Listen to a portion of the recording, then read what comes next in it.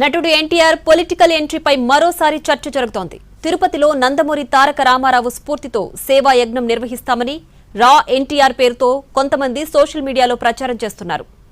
రానున్న కాలంలో 100 కోట్లతో సేవా కార్యక్రమాలు చేపట్టనున్నట్లు తెలిపారు. ఊరు వాడా పేరుతో నూతన కార్యక్రమం నిర్వహిస్తున్నట్లు ప్రకటించారు.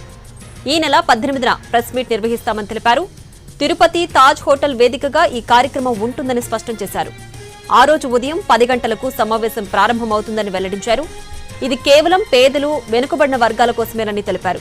అయితే విజయ్ తరహాలోనే ఏపీలో జూనియర్ ఎన్టీఆర్ పొలిటికల్ ప్లాన్ అంటూ మరో ప్రచారం జరుగుతోంది. 2009 ఎన్నికల తర్వాత రాజకీయాలకు పూర్తిగా దూరంగా ఉన్నారు తారక్.